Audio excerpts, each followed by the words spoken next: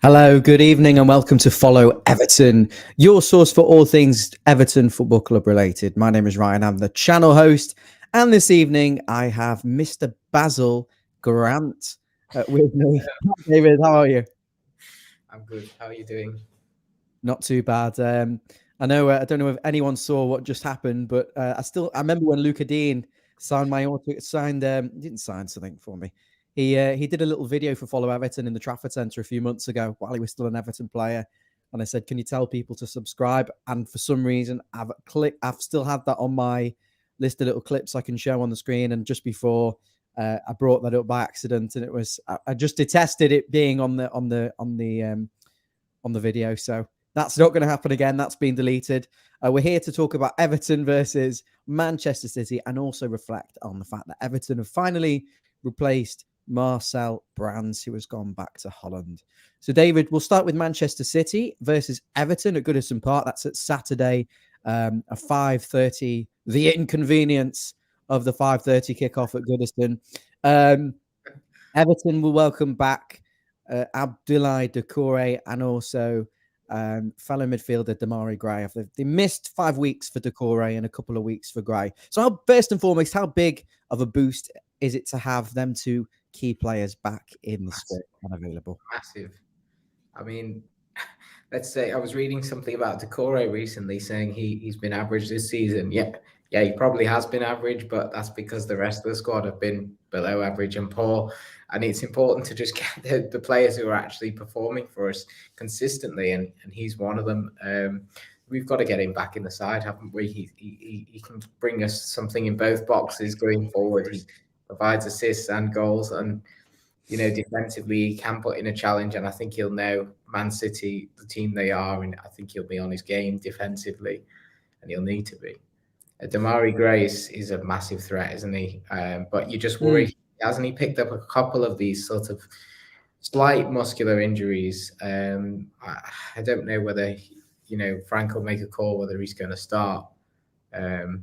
You'll see in the team that I've picked. So we're not going to discuss the team just yet, but it's a big boost to have them back available, isn't it? For sure.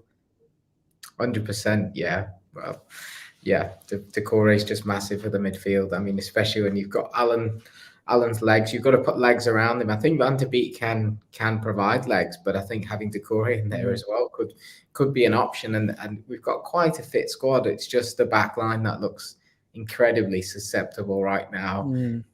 Even with the injuries, even with not having injuries at the back line, I'd be concerned. So it is a problem area, and there's no doubting now we are fighting relegation. And I have been looking, and people have been saying, the other day, I think Burnley won midweek, somebody said to me, and I was like, oh yeah.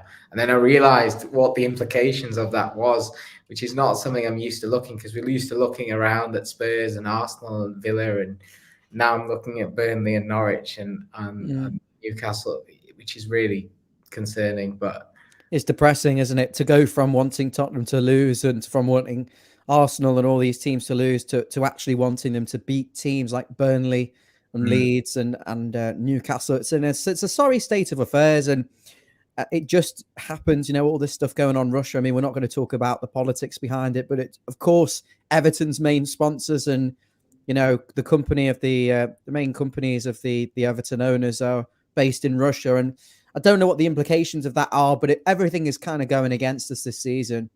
We'll talk about that actually at the end of the video when we're talking about the director of football and stuff. Obviously, we've touched on the returning two players, but it's too soon for Ben Godfrey. He's not going to be back for at least another couple of weeks. And Yerry Mina, of course, it could be 2-3 months. I don't even know whether we'll see him before the end of the season, unfortunately. In terms of that, though, really, you've got the full plethora of options in the midfield. You've got Dele Alli, Van de Beek, Doucouré and Alan all in there. And you've also got Richarlison, Gordon, Gray, Calvert-Lewin, Townsend. So you've got plenty of options going forward in midfield ahead of this game. But also in defence, I don't think we have the options there, whether Vitaly Mikalenko is going to be mentally there to play at left back against Man City in such a big game. I'm not so sure, but I really don't want to see John Joe Kenny at left back again. I think that's a one-off sort of thing, but it's certainly not something we should be playing regularly. Let me know in the comments whether you agree or disagree, and who would you go with in the team? Would you play Vitaly Mikalenko, or would you stick with John Joe Kenny? Michael Keenan, obviously, Mason Holgate are the only two central defenders available apart from the young Jared Branthwaite. But we are stocked at right back with Nathan Patterson, yet to make his Premier League debut, or his debut for Everton at all. And, of course, the Everton captain and stalwart, Seamus Coleman. So the defence, I think, close to picks itself. It's nice that Frank Lampard finally will have a plethora of options. We don't know how fit the likes of Damari Gray and Doucouré are. In a game where we're not likely to have much of the ball, do you think these are players that potentially would be better off the bench? I think Doucouré, if he's fit, needs to play. I think because he has the ability to kind of keep the ball, he's strong and he can carry us up the pitch. And I think when you're so isolated against the side, I mean, that City will have all the possession. They do it to everyone, including, the likes of Chelsea. So, we just won't have the ball. We'll need to kind of keep it. And I think he's got to be in there to get us up the pitch and try and unleash the likes of Gray or Gordon or Richarlison, to get us up away from the goal. And I think Lampard's spoken about Andy's coaching staff about getting the ball as far away as from our defensive goal as possible, because I think they know how poor we are at the back. The further it is, the less chance that it's going to go in the back of our net. Try and press, don't drop off. We don't look solid enough to play the low block we've seen in recent seasons.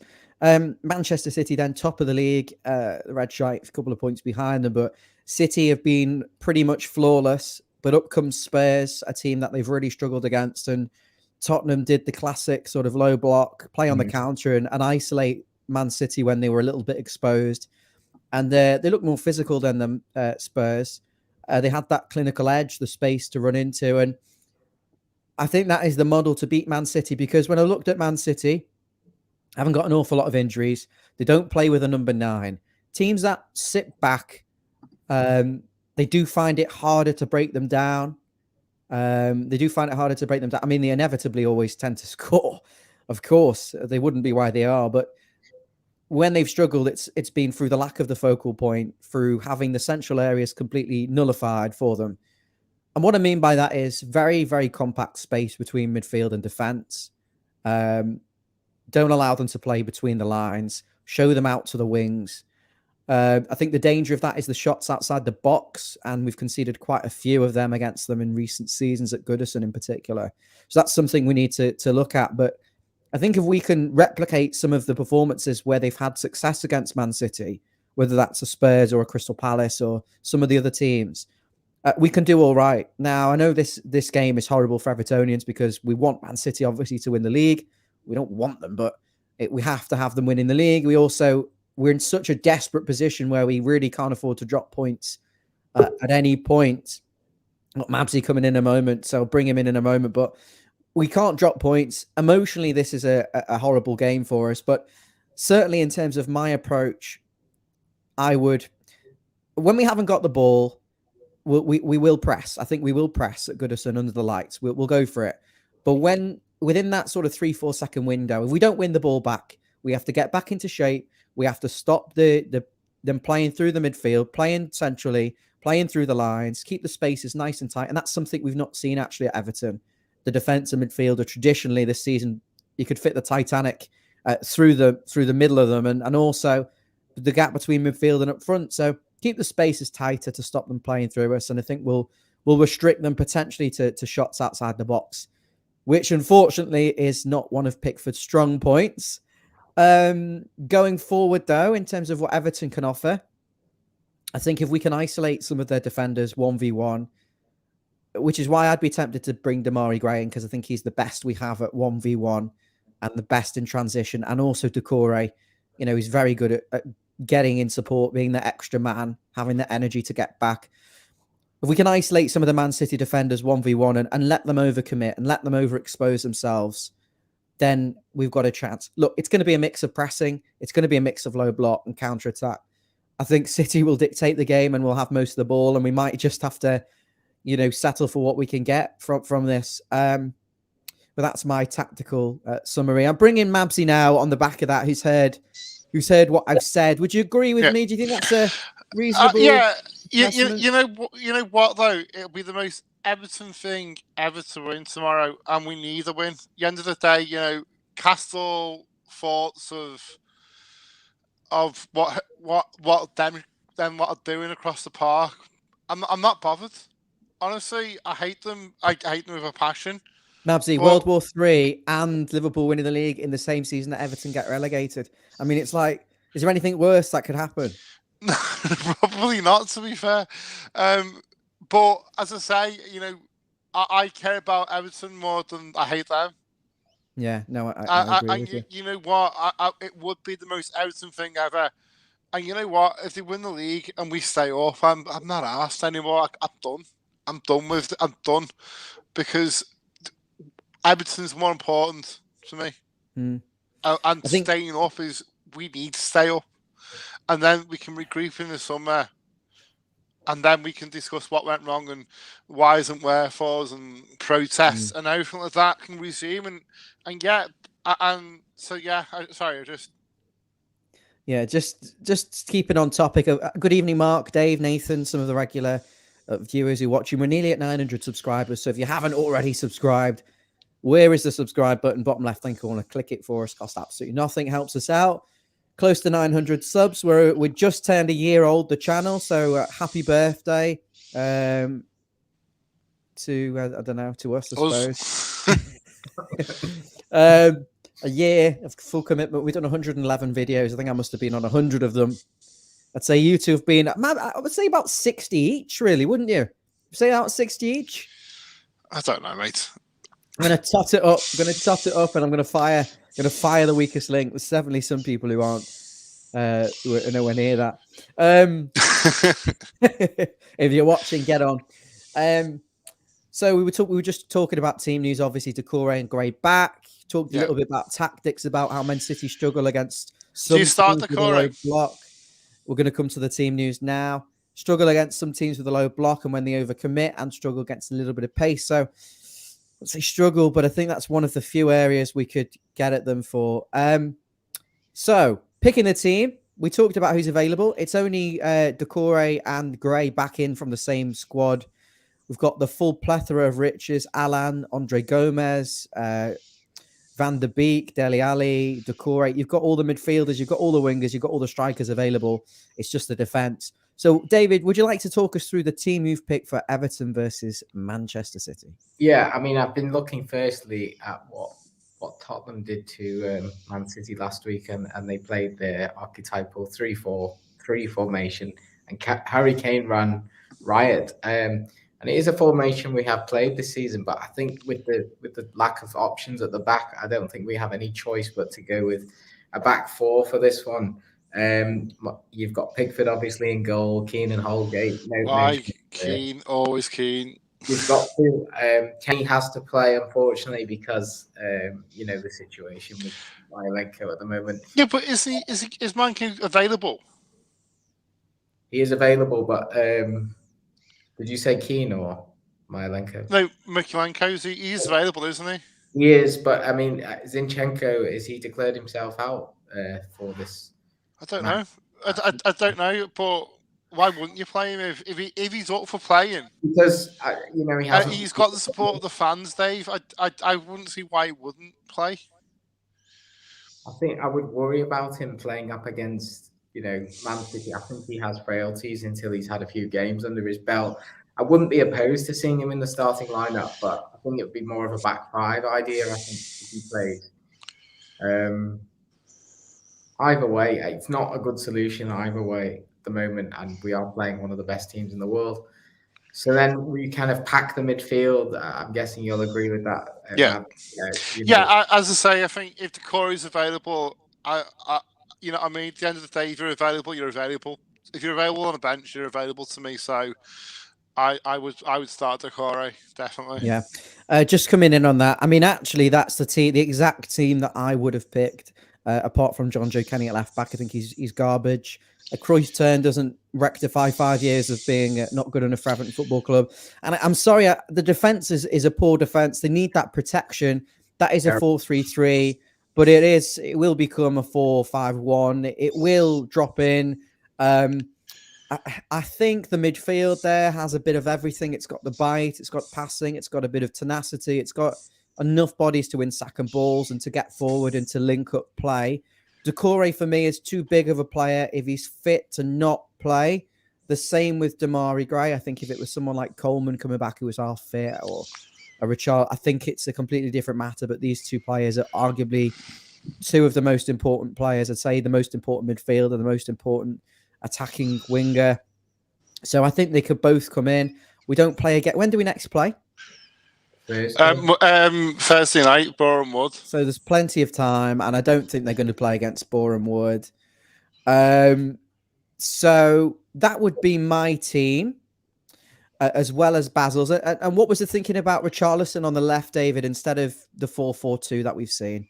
Well, I just think that, you've got to have balance in the side. In this side, the only kind of player out of position is Kenny, which is unfortunate. But I felt like you've got to have Calvert-Lewin and Richarlison up front, because you've got to have an outlet against Man City. I think we've played them in the past and not had Calvert-Lewin up front, really struggled to kind of build anything.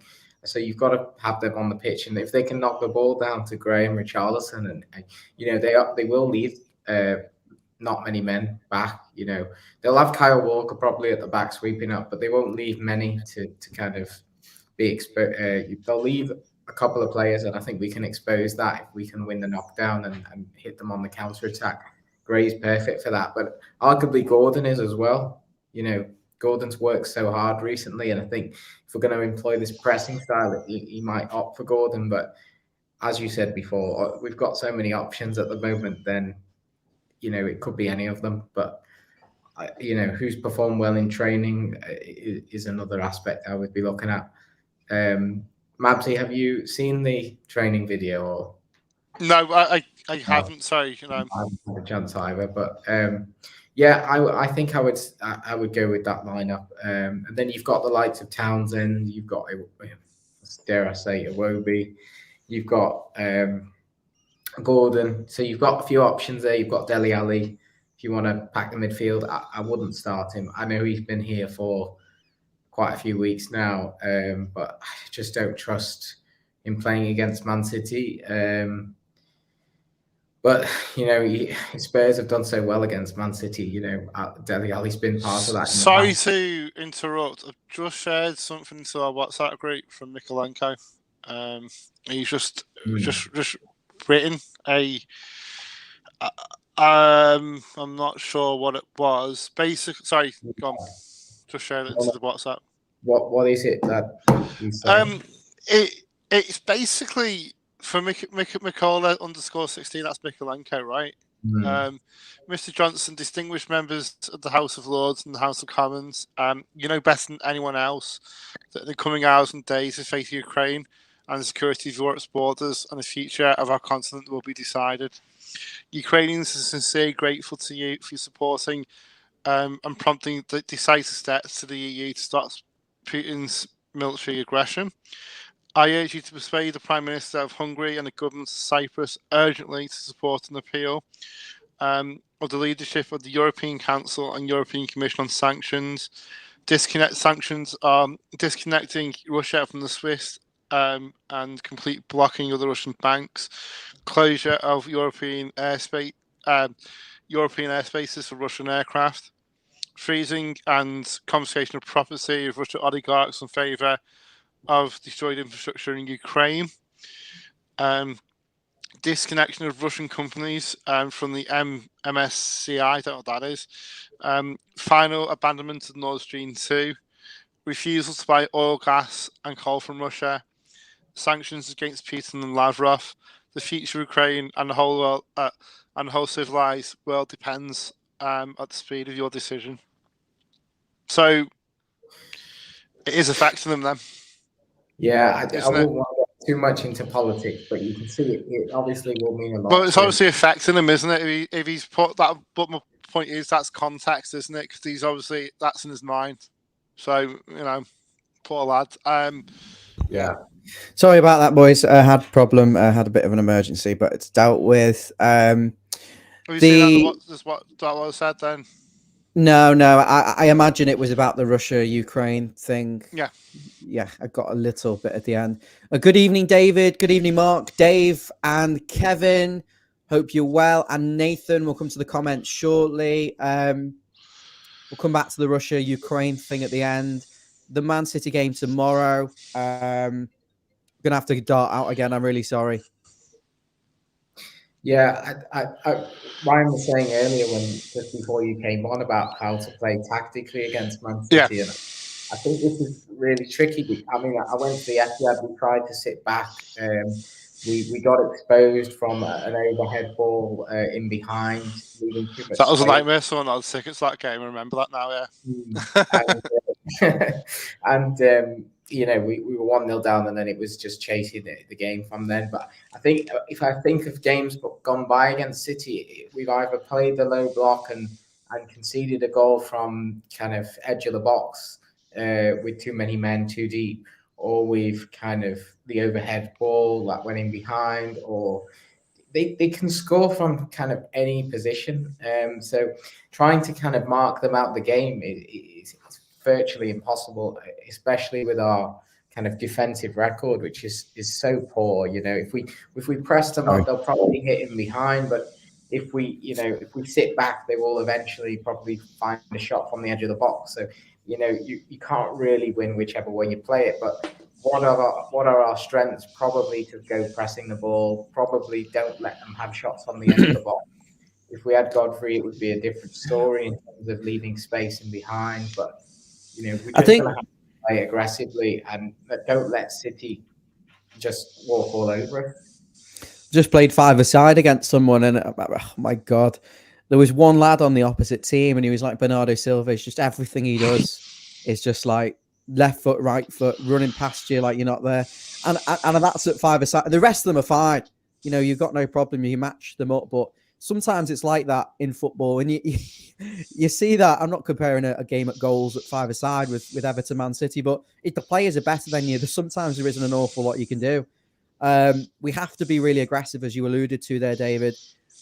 The concern is running for 90 minutes. I think we can do, but keeping those spaces, keeping it compact in that midfield and that defense, because I worry about, even though it's not Andre Gomez, even the likes of Allen and Van der Beek, are they the players who are really, I mean, as Kevin's saying in the comments, they're like headless chickens. We've got players who you can dribble past like they're not there. Michael Keane being one of them, Holgate being one of them, Alan is one of them, Gomez. They're non-existent defensively when you run at them. So it's about doubling up, outnumbering them. We were good at Man City for 40 minutes and then conceded that stupid goal. It's just what Everton turned up on the day. We've got the fans there. We've got behind them. The problem you've got is you drop too deep and then they score from outside the box like they did with Mahrez and with all their players. So it's going to be so difficult. Mark, we'll go to the comments now, if that's okay with you guys. Mark saying Pickford, Holgate, Branthwaite, Keane, Coleman, Kenny, Allen, Van der Beek, Gordon, Richarlison, DCL. So that's a 5. That looks like a 5-2-3. For me, I just think I'd rather have the extra midfielder in there. It helps us press higher up the pitch. Also helps keeping it in the, it's a central player rather than someone out wide, where I'm not really bothered about Man City having the ball out wide and playing it around you in those areas. I'm worried about it around the edge of the box, around the D, and in the box. And I think that will help us to have the extra midfielder. But I appreciate that, Mark. Davis coming in saying we can't defend against pace. That is a fact, and we've underutilized Ben Godfrey when he's been available. We haven't used him as the quick sweeper. But I think we will see that under Lampard. Mark's saying we have got a free pass this weekend. We're expected to lose. Anything other than that would be great. So do you treat that like a cup final, Mark? Or do you treat it like a game where you could get a point if you play in a specific way as a bare minimum? That's the question for you. Have we got anything else we want to touch on with regards to tomorrow's fixture? No, I don't think so. I just think we need to, keep the model that kind of Spurs used last week, which was They actually kind of let them cross the ball in quite a bit, but they defended everything like with their bodies on the line and packed Every them second ball. Every second ball. of the field. They won every second ball, and when they got the chance to get forward, which was probably only 20% of the time, Harry Kane and the strikers were just absolutely clinical. And you know, even when you thought the game was up at 2-2, and City got the penalty at 90 plus 1 minute, you know, Spurs just found an extra Not like bit they're going of to score every time. yeah, exactly. I think actually, you know, they're going to be aware of that, aren't they, City? And they're not going to just go gung ho. I think we're due a win against them. We haven't beat them in. I think I can't recall. Maybe 2000 at home. I think there was the 4-0 against City, but there hasn't been anything. Tom since. Davis one, wasn't it? Years. Must be about 6 years, and even before that, I think it would have been a good 4 or 5 years. 2012, Jalovic or Fellaini, I think it was, and then certainly at the Etihad, we've not won since I think 2010 or 2012. It's really embarrassing. It's becoming a bit of a joke. You know, you'd expect something. I've got Alan Thompson in the comments. Brilliant from Basil before, in my opinion, with his comments and thoughts. Alan saying, lads, as a Newcastle fan, I believe there are 7 clubs. How many do you think are in trouble from an Everton view? I think you look Mabsy? at... Well, you look at it, Brentford are definitely in trouble. I watched the score tonight, actually, because they're playing on it. I won Norwich versus 0-0, sorry. So just get the table up, I think. What's the team? Who's playing tonight? Norwich, it's Norwich Southampton, though. Southampton are winning 1-0. So I think Norwich is still certain to go down. I still believe that. I think Watford and Brentford are, to be honest with you. I'm not one of these deluded fans where we're too big to go down. That's bollocks. I just think we've got enough in the tank just to get us over the line. Do you think the promotion? I think Brentford are in it. Leeds are most definitely in it, to be honest with you. You know, who they got? They're playing some... It's definitely Brentford, Spurs. Leeds. They've got Spurs, haven't they? So I would probably say you Brentford down, probably. Actually, even, you know what, though, having said that, Villa aren't that far behind us, are they? No, Villa are not going. 27. You don't know, though, because at the end of the day, I mean... They'll get points. But, okay, well, I'd say from Brentford down, at least, is you know, that's probably where you're looking at. I'm looking at that table and thinking Norwich are gone. I would expect Watford to go down. I think Burnley and Newcastle get out of it. And I think Leeds and Brentford will get sucked in. I think Leicester and Villa will be okay. But realistic, you know, we're only 5 points behind Villa. We're only 5 points behind Leicester. You know, it's annoying that this game is a Man City game, and I love the nice home fixture here and just got 25 points, get above Brentford into 14. I think you can start looking up there at potentially trying to get close to the top 10.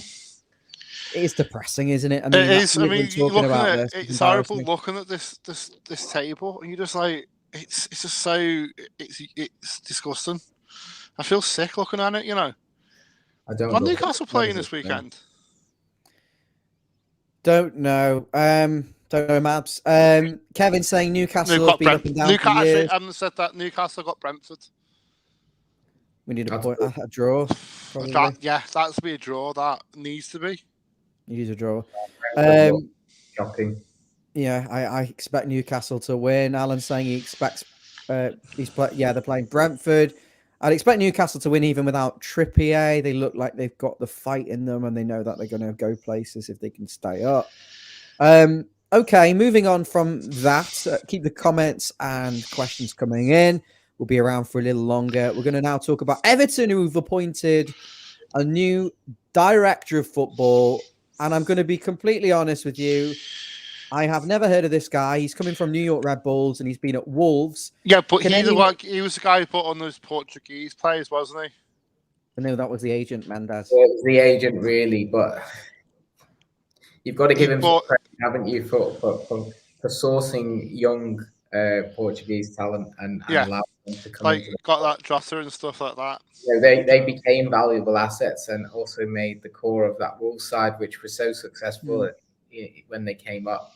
You know, it's got to be promising, hasn't it? And he's English as well. I think that's important as well. So he understands the game and stuff like that. Okay, so just reading Everton's statement then, where we talk about this in a little bit more detail. Kevin Thelwell has been appointed Everton's Director of Football. The 48-year-old will report directly to the Board of Directors, as you'd expect. Finally, he's a strategic lead for recruitment and all the club departments, from first team academy, coaching, sports science, medical, and analysis. Wow, big job.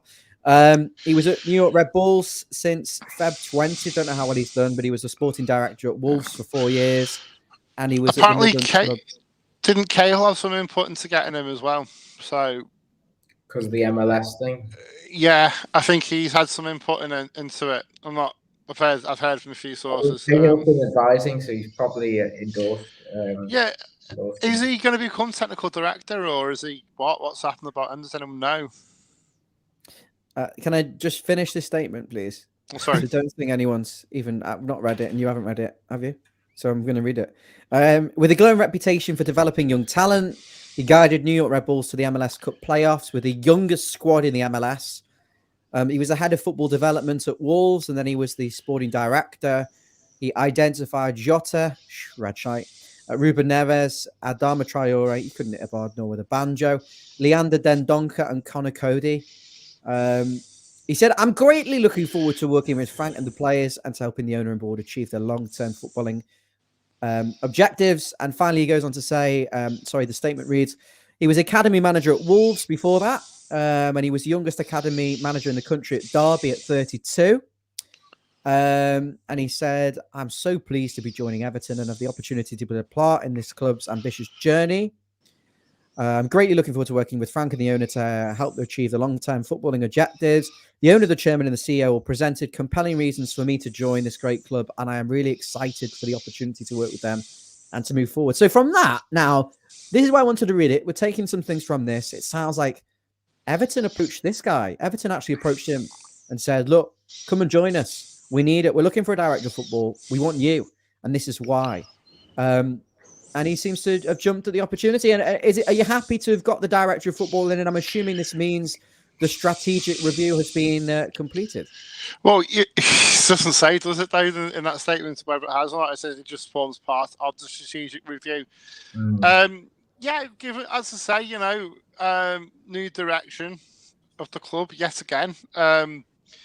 But Everton seem to headhunt these guys, don't they? And I just hope it's a right appointment and get some Portuguese players in. I hope that means Gomez isn't staying, because it just needs to get shut of him. But the Portuguese connection, you do wonder. You know what, though? I think in a way, I'm just made up. It's not Cage or Abshin. Do you like this English link, Mabs? You like the fact it's another English? Yeah, English, and it's not Cage or Abshin. I mean, to be honest with you, that could have been a possibility, considering the way that we've been going in recent form. You know, getting him, I wouldn't surprise, wouldn't put it past my shade to give him it, as it's just some weird fucking. But yeah, no, as I say, I'm quite fairly happy with it. Hopefully, Keir gets pushed out of the club. You trust the people who made this appointment that this is the right person. You've got to trust them, Ryan. I can't say I 100% believe him, but if it's Tim Cahill, I believe him more than trust him more than what I do the current how they put it, hierarchy at the club. But as I say, the campaign will go on in the summer. After we've hopefully secured Premier League status for another season, and you've got to give him a chance. We're not making the appointment, but we do have to give this guy a chance. And if he comes in, and yeah, absolutely, I'm not gonna.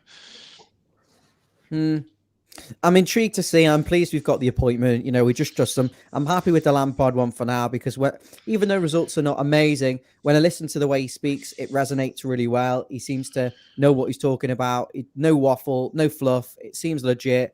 And I'm hoping that this gentleman, the new director of football, Thelwell, he will be of the same ilk. And we'll talk more about him in due course once we learn even more about him. But it's exciting times. New director of football, new manager. Hopefully this is the right way forward. Dave Weston saying, why do we need a director of football? I think you need that link between the board. You need, and also the recruitments, because obviously at the present moment in time, who has been doing this recruitment? Was it Bill Kenwright? Was it Mashiri, Kajrabjan?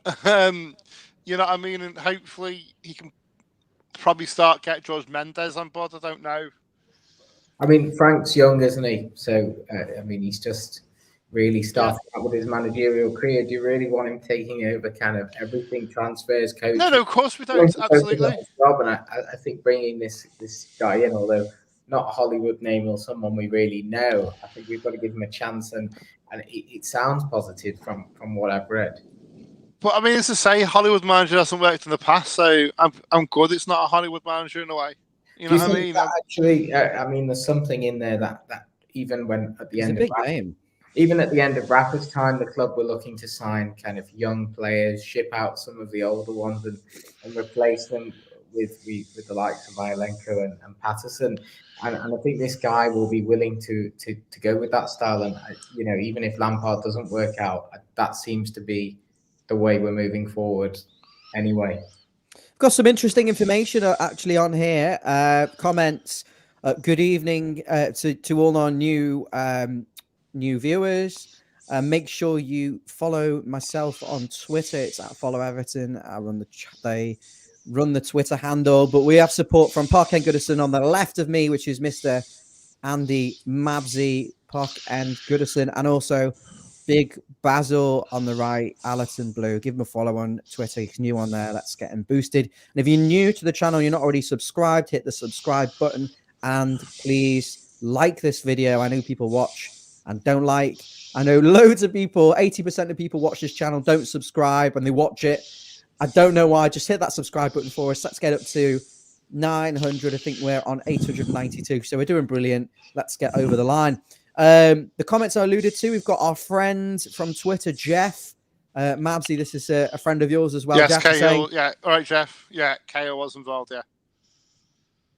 So. And he also goes on to say, interestingly enough, Jeff says he's a UEFA pro. I can hear his voice. I can hear the accent and everything. Yeah. He's originally he's also a UEFA Pro one. He was arguing with someone the other day, got blocked for saying that the Ukraine and Russia joke wasn't funny, but good on you, Jeff.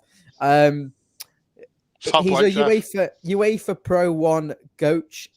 He's written a boot, I'm assuming you mean a book on tactics, and his family of blues from Winsford. Oh, good. Oh, it's one for the boys. Jobs for the boys, is it? If you're blue, you get it. Oh no! Don't start people off on that. Don't. No, it's only tongue in cheek. Mazzy, you know the video we did the other day. Yeah. So one of our regulars, Bob, he was saying he just loves, watching you. Me push your buttons. I know what I'm doing, but it is very entertaining. I think very Mike entertaining. came on the other. I think Mike from Twitter as well came on the other day on that space and really wound me up about Fat Big Sam. Yeah, I remember that. I was wound up. I've been wound up all week, but we love it, Mabs. This is what I brought you in for. This is what we brought you in. You're the animated guy. Alan says, I admit it, you'd start. I thought you'd finish 6th under Rafa. How with the squad you've got? How wrong was I? I mean, on paper, the squad is. The defense. The problem is the injury. When you get one injury in central defense, everything goes to shit. But on paper, the squad is better than a lot of them. And individually at other clubs, they've been much better than they're doing here. We've had that manager as well, which it's not. It's never going to be any good. That's never helped that. We thought we were competing to Europe. Kevin, I know you're subscribed. I know most people are, but if you aren't, please subscribe. Alan saying Southampton are beating Norwich, who are poor. 2-0, that's good. That's good. Get in Southampton. Look, and what have we become now? A club where we're in Southampton.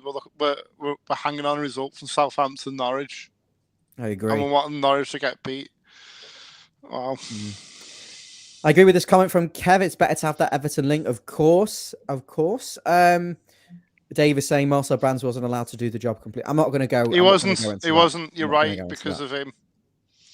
Yeah. And also Mashiri, whatever. Yeah. I just hope that we've learned the lessons of. We've learned lessons of this now and hope we give a director of football the chance to do his job ultimately, what he's paid to do, instead of Mashiri.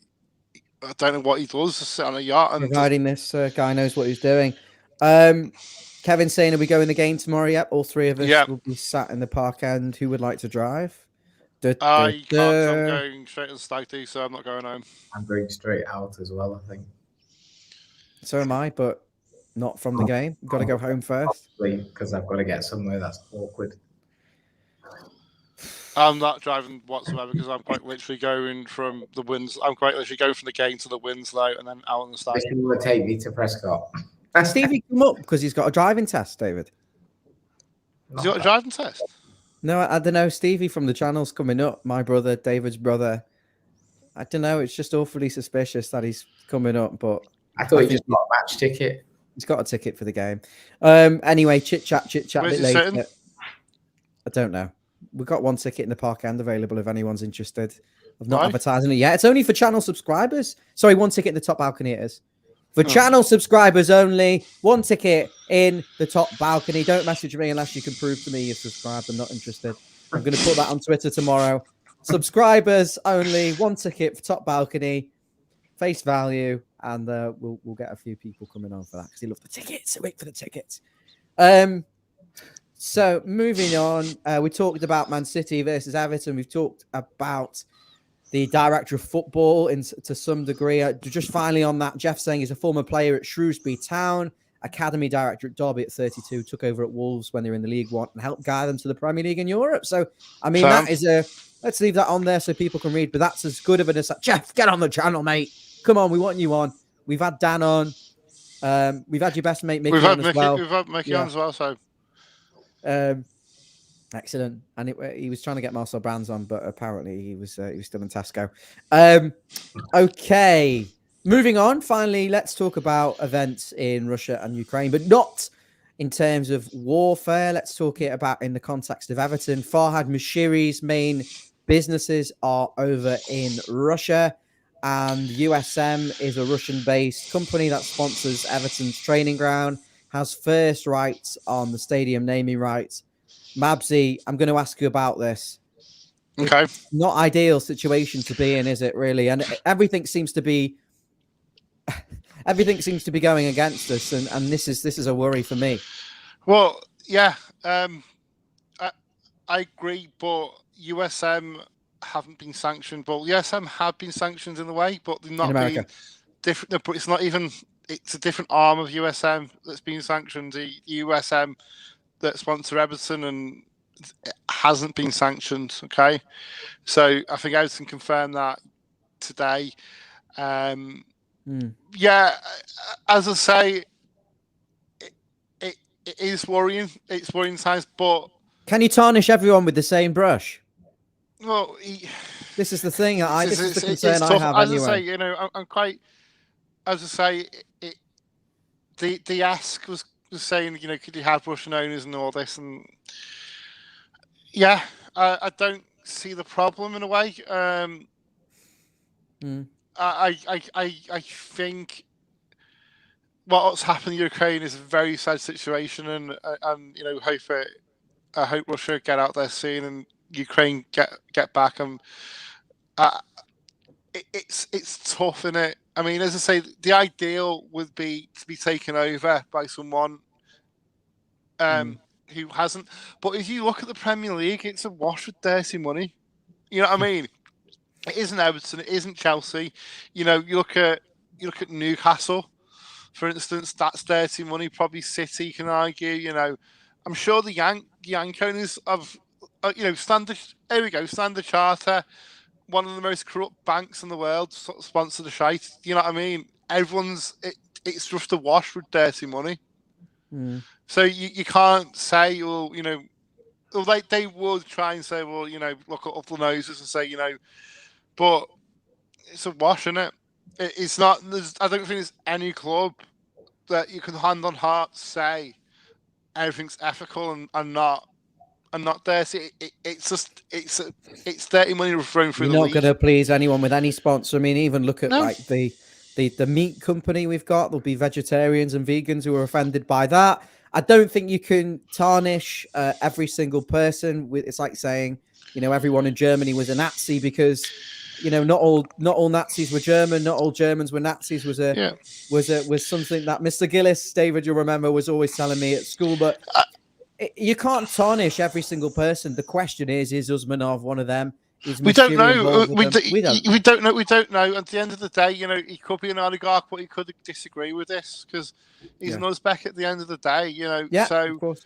I just simply I don't know. And I also see Mashiri's Iranian, so British Iranian. So you just don't know. And it's just a very sad state of affairs what's going on at the moment. And I wish people in Ukraine safe. The commissioner will keep them safe, like. David, have you got anything to add just before we go to the final comments? Have you got anything to add on that, but sticking really along the lines of the football and in context and Everton in particular? I just draw your attention to something. I have seen it on Twitter. I did think about it as well before I saw it on Twitter. So it's obviously in the minds of quite a few Evertonians. The air raid siren. Has there been any announcement? Yeah, they're not doing that. That's not be. It's just said cars. Yeah, the siren won't happen tomorrow. I just think that I don't know if can't. But I think there should be like a formal statement. Really, just go. There has been. Oh, there has been. They put it on the website. I'm sure they did. I'm sure I've seen it on the website. Just really? Clear it up now. I'm sure I've seen it. Where or it's not. It's definitely been in. It's definitely in the Echo. 110% in the Echo about it. So I don't know if they've not put it on the website for whatever reason. But it's not meant to be of any. There's no correlation between war, and there's no context to win that. It's just deemed perhaps a little bit inappropriate. What else could you think of that you could have instead? Have like drums or something. Was Habs cars? You know what I mean? So in the Daily Mail report, I thought, So again, Everton are set to silence. The popular pre-match air against City. Alan Mize has said Everton are not likely to use the pre-match sirens. So yeah, as I say, it's a tough one for me. It's like, it's not in the context of war, but I can see the inappropriateness. They'll bring it back eventually. Air raid and it kind of as a mark of respect. Absolutely, and we do all stand by Ukraine. Have you seen that banner that's going to go out? Have you seen that's been flying on Twitter? Babsy, can I just ask you? I have seen that. Steve Blue sent me. Look, this is not my opinion in any way, but I'm asking you: should we be mixing politics and football?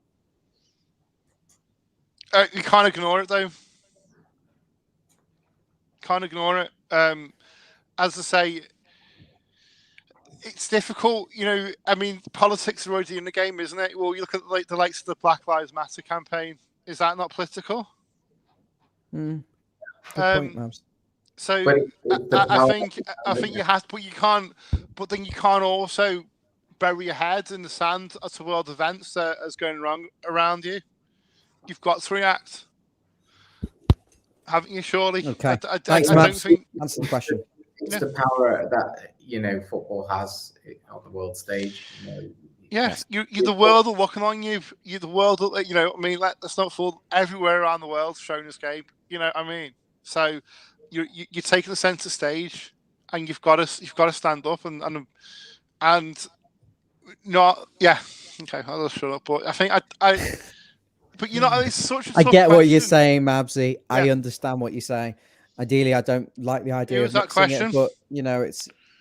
Sorry. Who was that question from? Me. I'm asking you the question. Who asked that question? Did someone ask that question, or was it you?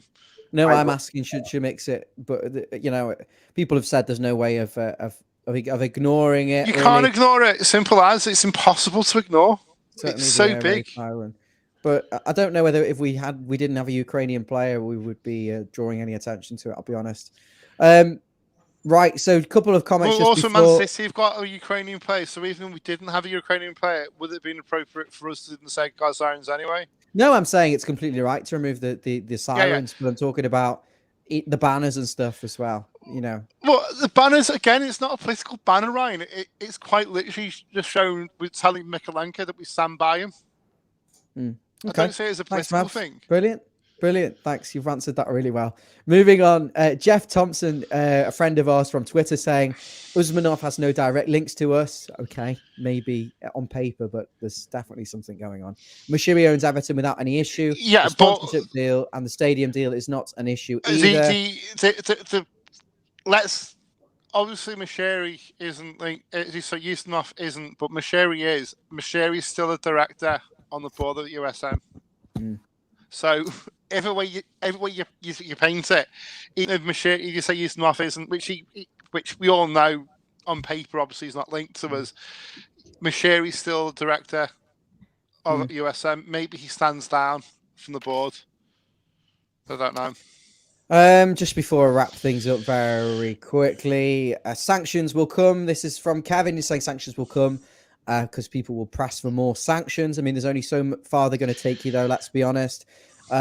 Before I don't know what's going to happen. Let's be honest. Probably best to not talk about the actual warfare itself. Putin was saying they were Nazis. What's he on about? He's off his head. They're a democratic country.